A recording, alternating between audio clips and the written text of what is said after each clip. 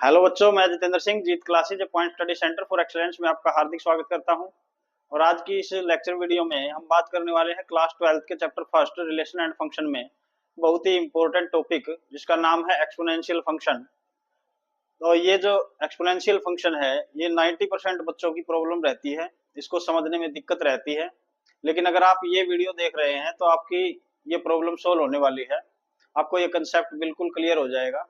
तो देखिए, सबसे पहले हम बात करते हैं डेफिनेशन की। कोई भी function F R to R defined by F x equal to ए की power X where A is greater than zero and A not equal to one, ये इस फंक्शन की डेफिनेशन है। तो यहाँ समझने की बात क्या है, देखो सबसे पहले कोई भी function a raise to power x है, a raise to power x है, तो हम उसको क्या बोलेंगे, एक एक्सपोनेंशियल फंक्शन बोलेंगे। लेकिन यहाँ जो ये कंडीशन है ये सेटिस्फाई होनी जरूरी है, ये हमारी कंडीशन रहेगी बेटा इसके अंदर कि a greater than zero and a not equal to one. तो यहाँ छोटी छोटी बातें हैं, आपको डेफिनेशन क्लियर हो जाएगी, वो बातें कर लेते हैं पहले। देखिए a की पावर x का मीनिंग क्या है। सबसे पहले यहाँ a की पावर x है, तो इसके अंदर जो ये a है ये हमारा क्या होता है, बेस होता है। वैसे तो हमने एक्स स्क्वायर, एक्स की पावर 5, एक्स की पावर 10, एक्स की पावर -2, ये सारी चीजें हमने पढ़ रखी है। लेकिन यहाँ क्या है, ए की पावर एक्स है, मतलब ये हुआ कि यहाँ बेस जो है हमारा क्या है, ए है, जो एक कांस्टेंट होता है। सबसे पहली बात ये है कि ये जो ए है ये हमारा क्या होता है बेटा, कांस्टेंट होता है। फिर ऊपर जो एक्स है ये हमारी क्या है, ए की पावर है, और एक्स जो होता है हमारा क्या होता है, वेरिएबल होता है। यानी हमारा जो फंक्शन है वो डिपेंड तो एक्स पे ही करेगा, लेकिन ए की पावर एक्स है तो हमें ये समझना है कि एक्स जो वेरिएबल का यूज हुआ है वो एज ए एक्सपोनेंट यूज हुआ है। तो मैं ये कह सकता हूं एज ए एक्सपोनेंट यूज हुआ है। एक्सपोनेंट का मतलब आप समझते होंगे, 8th क्लास में पढ़ा था, पावर। तो जब हम किसी कांस्टेंट की पावर वेरिएबल लेते हैं तो उसको हम क्या बोलेंगे, एक एक्सपोनेंशियल फंक्शन बोलेंगे। लेकिन यहाँ कंडीशन है बेटा, छोटी सी कंडीशन क्या है, वो ये है a greater than zero and a not equal to one. तो इसको और समझ लेते हैं तो हमारी डेफिनेशन जो है वो क्लियर हो जाएगी। सबसे पहली बात, इसने कहा कि a जो है ग्रेटर देन जीरो है, इसका मीनिंग ये हुआ कि a हमेशा क्या रहेगा बेटा, पॉजिटिव रहेगा, ये आपको समझना है।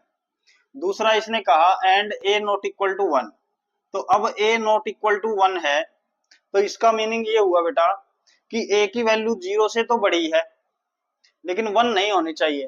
तो ऐसी कंडीशन क्या होगी कि a जो है हमारा जीरो से क्या होगा, बड़ा होगा, और इक्वल लेस देन क्या होगा, वन होगा। तो ये दोनों कंडीशंस आपको समझ में आ जानी चाहिए। अगर ये समझ में आ गई तो पूरा कंसेप्ट आपका क्लियर हो जाएगा कि हमारा, अगर एक तो मैं ये कहता हूं कि a is greater than zero, तो इसका मीनिंग ये होगा कि a हमेशा क्या रहना चाहिए, पॉजिटिव वैल्यू में रहना चाहिए, यानी a की कोई नेगेटिव वैल्यू नहीं होगी। यानी a कभी भी, a can not be equal to -2, a can not be equal to -half, a not equal to -3/4। तो ये जो कंडीशंस है ये सेटिस्फाई करता हो हमारा फंक्शन, तो हम क्या कहेंगे, वो फंक्शन जो है एक्सपोनेंशियल फंक्शन होगा। ये a not equal to one का मतलब है कि a जो है वन के इक्वल नहीं होना चाहिए, यानी यहाँ a की जगह वन नहीं होना चाहिए कभी भी। अगर वन की पावर x हुई तो ये हमारा जो है एक्सपोनेंशियल फंक्शन नहीं कहलाएगा। तो अगर a not equal to one है और a ग्रेटर देन जीरो है, इसका मतलब ये हुआ कि a की दो वैल्यूज हो सकती हैं। पहली वैल्यू कि a जो है क्या हो बेटा, ग्रेटर देन वन हो, क्योंकि यहाँ से क्या है, हमारी बात क्लियर है कि a जो है ग्रेटर देन वन हो। और दूसरा, इन दोनों को अगर मिलाएं तो हमारी ये कंडीशन बनती है कि हमारा जो a है वो क्या रहेगा, जीरो और वन के बीच में रहे। देखो क्या है, बिल्कुल आसान सी बात है, ये हमारी नंबर लाइन है, ये हमारा जीरो है, ये 1 2 3 ऐसे चलता जाएगा। अब नेगेटिव तो हो नहीं सकता, ए की वैल्यू के लिए चेक कर रहे हैं हम सिर्फ। तो ए जो है, या तो क्या कहा इसने, जीरो से बड़ा है, मतलब इधर है। फिर इसने कहा कि A greater than, A not equal to one बोला है, तो ए वन नहीं होगा, तो जीरो से बड़ा और वन नहीं होना चाहिए, तो मतलब इसको छोड़ देंगे। बाकी जो हमारे क्या रह गई, दो कंडीशन रह गई। एक तो ये रह गई कि 0 और 1 के बीच में आए, तो मैंने यही तो लिखा है कि 0 और 1 के बीच में आए। और दूसरा क्या है, 1 से बड़ा हो। तो दूसरी कंडीशन हमारी ये रही कि हमारा क्या है, ए जो है वो 1 से बड़ा रहे। तो ये छोटी सी कंडीशन है, जिसको सेटिस्फाई अगर कोई फंक्शन करता है तो उसको हम क्या बोलेंगे, फंक्शन को एक्सपोनेंशियल फंक्शन बोलेंगे। अब यहाँ देखेंगे तो अगर ए हमेशा क्या रहेगा बेटा, पॉजिटिव रहेगा, तो हमारा जो टोटल जो वैल्यू है ए की पावर एक्स, वो भी हमेशा क्या रहेगी, पॉजिटिव रहेगी। वो कैसे, देखो कैसे।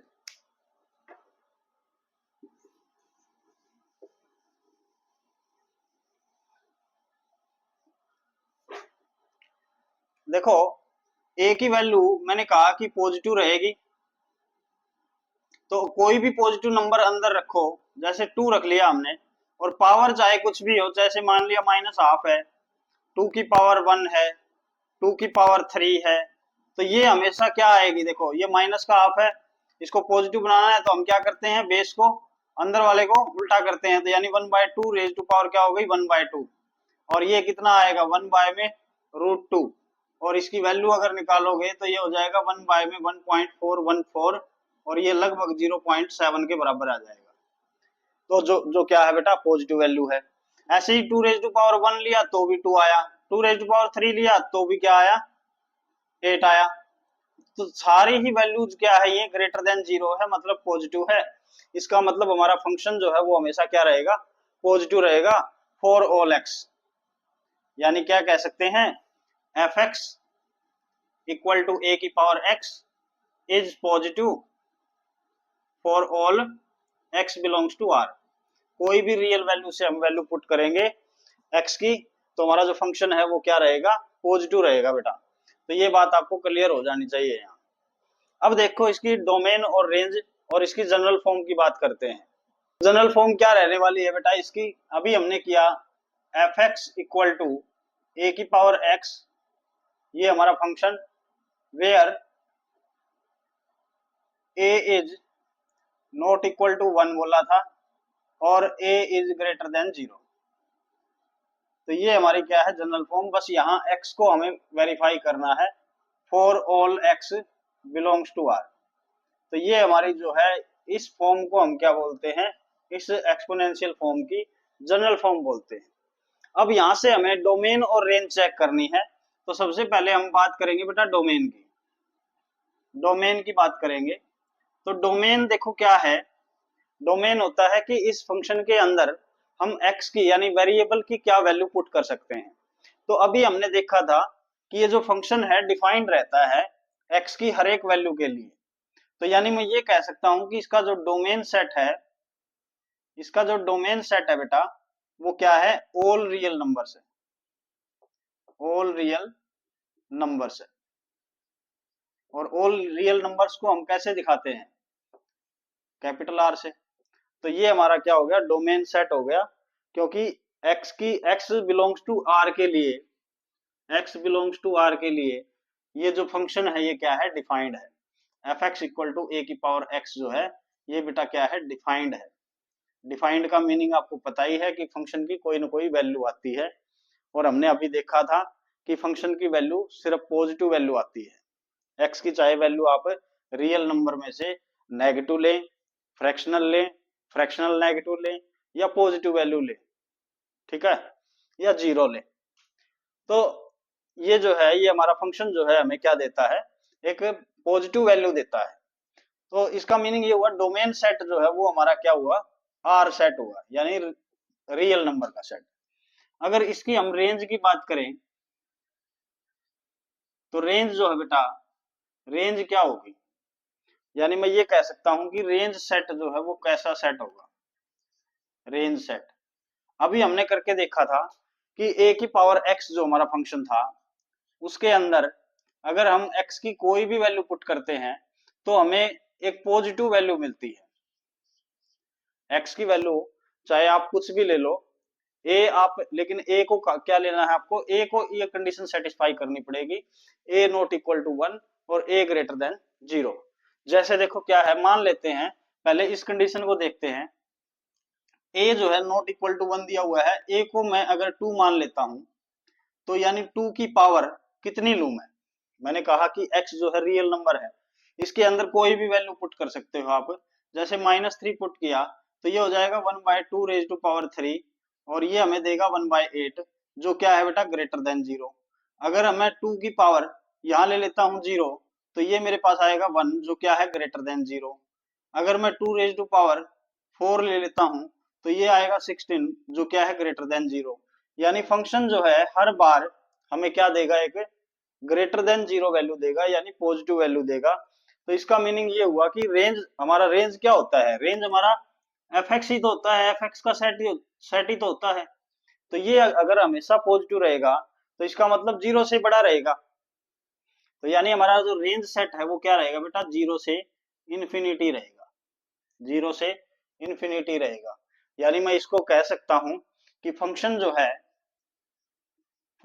है वो कैसे है बेटा, रियल टू 0 टू इन्फिनिटी। ये हमारी बात क्लियर हो जानी चाहिए यहाँ से कि रेंज सेट जो है वो 0 से इन्फिनिटी होगा, 0 से इन्फिनिटी होगा, यानी हमें सिर्फ पॉजिटिव वैल्यू मिलेगी। और भी ए की वैल्यू आप बदल के देख सकते हो, ये मैंने ए ग्रेटर देन 1 के लिए लिया है। अब आप एक 0 और 1 के बीच में भी ले सकते हो। जैसे मान लिया हमने आप ले लिया 0 और 1 के बीच में, पॉजिटिव तो रहना ही चाहिए। इसकी पावर अगर -1 लेता हूं तो ये हो जाएगा 2। अगर 1/2 रेज टू पावर में लेता हूं 0 तो ये हो जाएगा 1, और ये भी क्या है, हमेशा ग्रेटर देन 0 रहेगा। तो हमेशा फंक्शन की वैल्यू क्या आने वाली है बेटा, हमारी रेंज सेट, यानी हमारा क्या होगा, 0 से बड़ा होगा, 0 से इन्फिनिटी होगा। लेकिन 0 इंक्लूड नहीं होगा, लेकिन यहाँ 0 इंक्लूड नहीं होगा, क्योंकि 0 होने के लिए तो a को 0 होना पड़ेगा, और a को 0 नहीं हो सकता क्योंकि a बोला है ग्रेटर देन 0। अगर हमारा क्या है, जो a है, क्योंकि a raise to power x पढ़ रहे हैं, तो जब तक मतलब ये a 0 नहीं होगा, उसकी पावर कुछ लेंगे तभी तो 0 होगा। लेकिन इसने बोला है कि a की वैल्यू जो है 0 से बड़ी है, तो इसका मीनिंग ये हुआ ये फंक्शन की वैल्यू कभी 0 नहीं आएगी। तो बेटा nature of exponential function, nature का मतलब क्या है, नेचर का मतलब है बिहेवियर, कि वो फंक्शन जो है वो कैसे बिहेव कर रहा है। बिहेव कैसे पता चलता है, हमें ग्राफ से। और ग्राफ को समझने से पहले हमें नेचर का पता होना जरूरी है। तो पहले हम देखते हैं कि फंक्शन जो है कैसा बिहेव कर रहा है। देखो हमारा जो फंक्शन था एफ एक्स इक्वल टू ए की पावर एक्स, ये हमारा फंक्शन था, और हमें कंडीशन दी हुई थी कि a जो है ग्रेटर देन 0 होगा और a नॉट इक्वल टू 1 होगा। तो यहाँ से हमें दो चीजों का पता चल रहा है। पहली बात बेटा कि a जो है 1 से बड़ा हो, मैंने अभी बताया था आपको, a जो है 1 से बड़ा हो, यानी मैं ये कह सकता हूं कि ये केस फर्स्ट है, जब हमारा a जो है 1 से बड़ा है। अभी मैंने नंबर लाइन पे समझाया था आपको कि a जो है उसकी दो वैल्यूज हो सकती हैं। पहली वैल्यू a 1 से बड़ा हो, तो अगर a 1 से बड़ा है तो 1 से बड़ा मान लेते हैं, हमारे पास a की वैल्यू मान लेते हैं, हमने जैसे अभी माना था 2 मान लिया। अब x को चेंज करके देखते हैं, तो देखो क्या होगा, अगर हम x की वैल्यू को चेंज करें तो फंक्शन पे क्या फर्क पड़ता है, वही हमारी क्या होती है, नेचर ऑफ एक्सपोनेंशियल फंक्शन। तो a को मैंने 2 लिया है, पहले मैं क्या लेता हूं, छोटी वैल्यूज लेता हूं। जैसे जैसे हमें पता चलेगा कि x जो हमारा इंक्रीज हो रहा है तो फंक्शन के ऊपर क्या फर्क पड़ रहा है। तो देखिए जैसे मैंने x की वैल्यू एक बार -1/2 ले ली, x तो रियल नंबर है, -1/2 ले सकते हैं x को। तो अब ये जो है इससे क्या होगा, देखो ये हम इसकी वैल्यू निकालेंगे तो क्या होगा, 1/2 रेज टू पावर 1/2, और ये हो जाएगा 1/2 यानी 1/2 √2 आ गया, और इसकी वैल्यू हो जाएगी 1/1.414, जो हमारी लगभग कितनी होती है बेटा, 0.70 होती है। थोड़ा सा x को चेंज करेंगे। अब मान लेते हैं 2 की पावर अगर हमने 0 ले ली, -1/2 से बड़ी है, तो हमें क्या मिलेगा, 1 मिलेगा। फिर 2 की पावर अगर हम 1 कर दें, x की वैल्यू देख रहे हैं बेटा, x की वैल्यू वो चेंज कर रहे हैं, 1 जो है x की वैल्यू है वो तो ले ही सकते हैं, a को हम 1 नहीं पुट कर रहे, तो ये हो जाएगा 2। अगर 2 की पावर हम 2 लेते हैं तो ये हो जाएगा 4, 2 की पावर 3 लेते हैं तो ये हो जाएगा 8। अब जैसे जैसे x इंक्रीज हो रहा है, मैं क्या कह सकता हूं, as x increases, x increases, x increase हो रहा है तो फंक्शन भी बेटा क्या हो रहा है, देखो ये 0.7 वैल्यू थी, ये 1 आई, फिर 2 आई, फिर 4 आई, फिर 8 आई।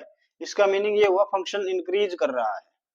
फंक्शन क्या हो रहा है बेटा, इंक्रीज कर रहा है, फंक्शन इज इंक्रीजिंग। तो ये हमारी फंक्शन की नेचर हो गई। जब जब हमारी a की वैल्यू 1 के से बड़ी होगी तो हमारा फंक्शन जो है इंक्रीजिंग फंक्शन रहेगा। अब यहां से हमें एक चीज और देखनी है, वो क्या है कि जब हमारा x नेगेटिव है तो हमारी वैल्यू क्या रहती है। देखो जब नेगेटिव वैल्यू है तो थोड़ी वैल्यू है, पॉजिटिव है तो ज्यादा बढ़ रही है। तो इसका मीनिंग ये हुआ फंक्शन जो है क्या दिखाएगा हमें, एक इंक्रीज दिखाएगा। और देखो बेटा ये लीनियर चेंज नहीं है, ये 1 का 2 टाइम्स हो गया, फिर 2 का 4 टाइम्स हो गया, 4 का 8 टाइम्स हो गया। तो ये जो चेंज है ये क्या है, ये जो इंक्रीज है, ये इंक्रीजमेंट जो आ रही है, ये जो फंक्शन इंक्रीज हो रहा है ये स्ट्रिक्टली हो रहा है। इसका मतलब जो फंक्शन है वो हमें ग्राफ शो करेगा बेटा ऐसे, एकदम से हमें बढ़ता हुआ नजर आएगा, क्योंकि हर बार वो क्या हो रहा है, ट्वाइस हो रहा है। ठीक है, तो इसलिए हमारा जो फंक्शन है वो एक स्ट्रेट लाइन ना होके क्या होगा, एक कर्व्ड पाथ में जाएगा। आई होप आपको समझ में आ गया होगा। अब बात करते हैं बेटा, जब a की वैल्यू 0 और 1 के बीच में होगी, तो 0 और 1 के बीच में कोई एक नंबर मान लेते हैं, आसानी से समझ में आ जाएगा। जैसे a इक्वल टू 1/2 मान लिया, और अब चेक करते हैं कि हमारा जो फंक्शन है a raise to power x वो कैसे बिहेव करेगा। तो देखिए अगर मैं 1/2 रेज टू पावर -2/3 लेता हूं, इसका मतलब मैंने 1/2 रेज टू पावर -0.6 लिया है बेटा, अप्रोक्स। तो यहाँ से इसको अगर सोल्व करना है तो हमें पता है कि ये माइनस की पावर है, इसको सिंप्लीफाई करेंगे 2 रेज टू पावर हो जाएगा 2/3, और इसको लिख सकते हैं 4 रेज टू पावर 1/3, और ये अप्रोक्सीमेटली 1.58 वैल्यू आती है। नेक्स्ट मैं थोड़ा वैल्यू को इंक्रीज करता हूँ बेटा, x की वैल्यू को, तो 1/2 रेज टू पावर -हाफ कर लेता हूँ। देखो 1/2 रेज टू पावर -हाफ का मतलब है -0.5, और -0.5 बेटा बड़ा होता है -0.6 से, -0.6 से बड़ा होता है। तो मैंने इंक्रीज किया है x की वैल्यू को, तो ये हो जाएगा 2 रेज टू पावर हाफ। और अब थोड़ी देर पहले मैंने बताया था इसकी वैल्यू जो आती है वो आती है 0.70। नेक्स्ट बात करते हैं बेटा, अब इसकी वैल्यू को और इंक्रीज करते हैं तो 1/2 रेज टू पावर 1, तो ये आ जाएगा हमारे पास 1/2 यानी 0.5। अब और वैल्यू को अगर इंक्रीज करें तो 1/2 रेज टू पावर 2 ले लेते हैं, तो ये हो जाएगा 1/4, जिसका मीनिंग क्या हुआ 0.25। तो अब देखो मैंने x को इंक्रीज किया है लगातार, तो हमारा जो फंक्शन है उसकी वैल्यू में ड्रॉप आ रहा है, उसकी वैल्यू में लगातार क्या हो रहा है बेटा, ड्रॉप आ रहा है। तो यानी मैं ये कह सकता हूं कि as x increases fx equal to a raise to power x decreases. और ये जो चेंज है बेटा, देखो चेंज जो है लगभग ऑफ टाइम क्या हो रहा है, ड्रॉप आ रहा है। इसका मीनिंग ये हुआ जो फंक्शन है हमारा वो सडनली क्या करेगा, ड्रॉप करेगा, और सडनली ड्रॉप करेगा तो फंक्शन का जो ग्राफ है वो कुछ ऐसा होगा। ये हमारा क्या होता है, सडन, या फिर मैं बोल सकता हूँ स्ट्रिक्टली डिक्रीजिंग फंक्शन के लिए ग्राफ होता है। तो हमारा जो ग्राफ है वो कुछ ऐसा आएगा। आई होप आपको यहाँ तक समझ में आ गया नेचर कैसी है हमारी एक्सपोनेंशियल फंक्शन की। अब बात करते हैं इनके ग्राफ्स की। तो बात करते हैं बेटा ग्राफ ऑफ एक्सपोनेंशियल फंक्शन की।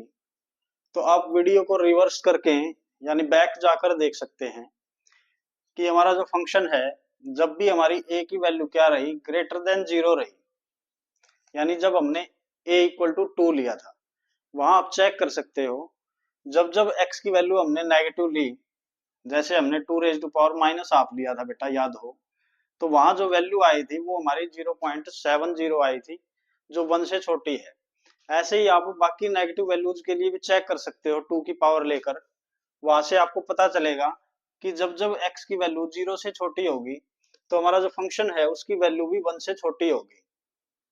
1 से छोटी होने का मतलब है कि हमारा फंक्शन इधर से स्टार्ट होगा, इधर से स्टार्ट होगा बेटा, नीचे से।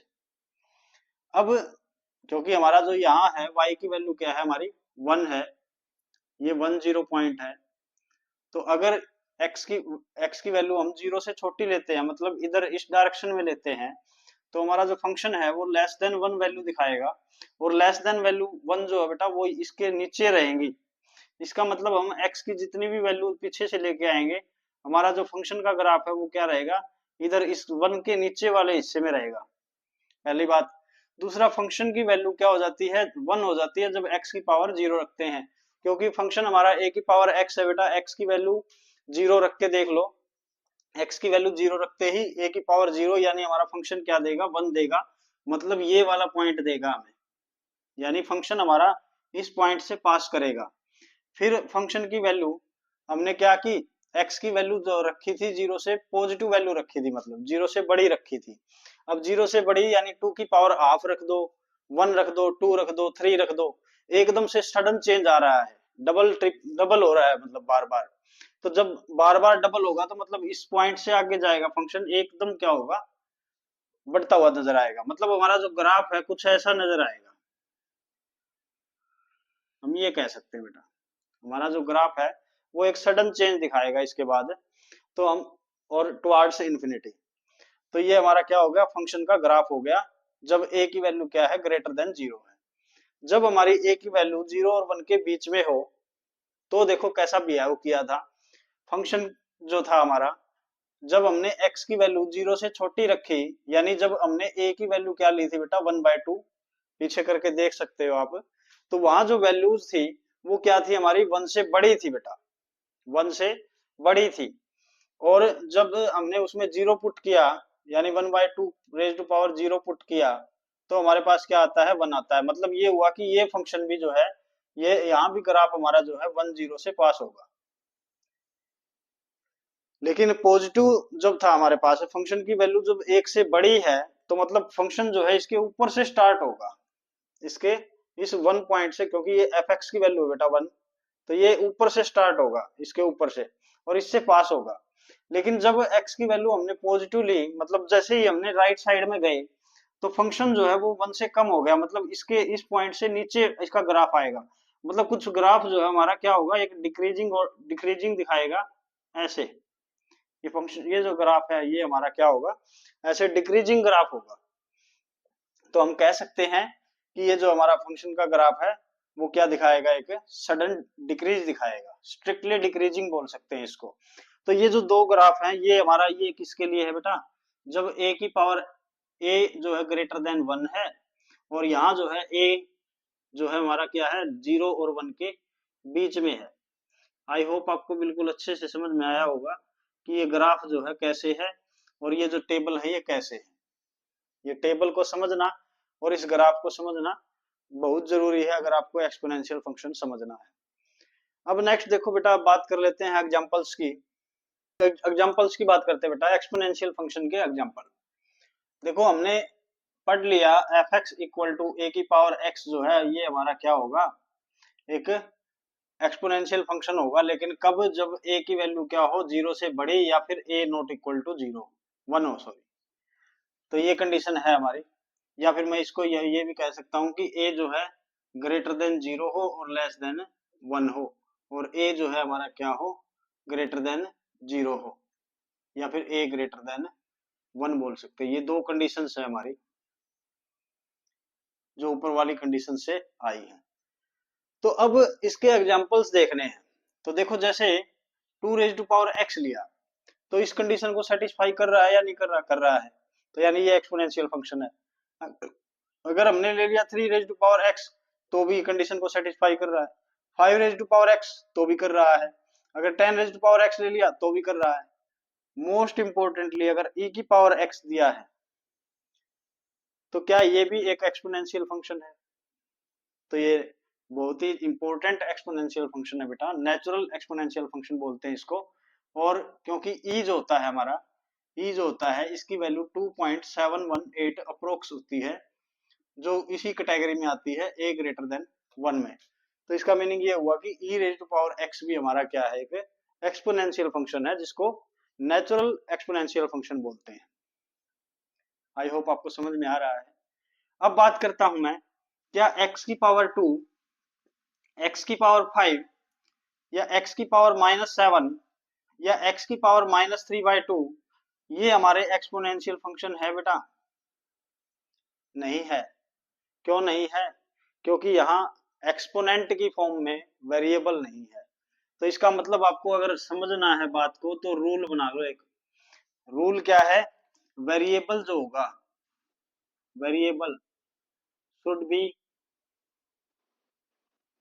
Used as an exponent. ये कंडीशन कहीं अगर आपको मिल जाए, और किसका एक्सपोनेंट बेटा? ऑफ ए कांस्टेंट, तो हमारा क्या होगा, फंक्शन जो है, तो हमारा फंक्शन एक्सपोनेंशियल फंक्शन होगा, वरना नहीं होगा। तो ये आप रूल है, ये आप कॉपी में अच्छे से लिख लेना ताकि आपको समझ में आए, और बार बार आपको जब भी आप रिवाइज करो तो अच्छे से समझ में आ जाए। तो ये थे एग्जांपल्स बेटा। अब डेली लाइफ में भी कोई एग्जांपल है क्या ऐसा? तो हम बात कर लेते हैं डेली लाइफ की। डेली लाइफ में भी काफी सारी चीजें होती हैं जो एक्सपोनेंशियल फंक्शन शो करती है बेटा। सबसे पहली बात, पॉपुलेशन ग्रोथ। पॉपुलेशन ग्रोथ, आपने 8th क्लास में पॉपुलेशन ग्रोथ का कोई क्वेश्चन किया होगा। आपने 8th क्लास में ही कंपाउंड इंटरेस्ट किया होगा, कैसे लगाते हैं। आपने बैक्टीरिया की ग्रोथ सुनी होगी, बैक्टीरिया कैसे ग्रो करता है। आपने वायरस सुना होगा, वायरस की स्प्रेडिंग जो होती है, कैसे वो फैलता है वायरस एक आदमी से दूसरे में, और दूसरे से पता नहीं हजारों में। तो मतलब एकदम से जब फैलता है। 5वें नंबर पे आता है, हम ये कह सकते हैं कि रेडियो एक्टिव जो डीके होता है, रेडियो एक्टिव डीके, ये भी आपने सुना होगा केमिस्ट्री में। तो ये जो सारी चीजें हैं, ये क्या है, हमारी डेली लाइफ की एक्सपोनेंशियल फंक्शन की फॉर्म्स हैं। तो इनके बजाय भी आप एक घर का मतलब एक बिल्कुल आसान सा एग्जांपल है, आपने कोई मोबाइल लिया, 2 महीने बाद उसकी जो वैल्यू है वो डाउन जाएगी, तीसरे महीने और ज्यादा जाएगी, 5वें महीने और ज्यादा। कहाँ 20,000 में लिया था आपने, और आप अब आपका जो फोन है लगभग 1 साल बाद 2,000 रुपए में बिकेगा। तो ये जो है मतलब क्या है, ये एक्सपोनेंशियल फंक्शन है। ये जितना जल्दी बढ़ता है कोई फंक्शन है, अगर मतलब इंक्रीजिंग है तो वो बहुत तेजी से बढ़ता है, और अगर कोई डिक्रीजिंग फंक्शन है तो वो बहुत तेजी से डिक्रीज भी होता है। तो इसलिए ये जो एक्सपोनेंशियल फंक्शन है, ये काफी इंपॉर्टेंट फंक्शन है, इसको समझना बहुत जरूरी है। आई होप इस वीडियो से आपका जो कंसेप्ट है ये पूरी तरह से क्लियर हो गया होगा। अगर आपको ये वीडियो अच्छी लगी तो लाइक कीजिए, अपने दोस्तों के साथ शेयर कीजिए, और अगर आप इस चैनल से जुड़ना चाहते हैं तो इस चैनल को सब्सक्राइब करना ना भूलें। तो थैंक्स फॉर वॉचिंग, मिलते हैं नेक्स्ट वीडियो में विद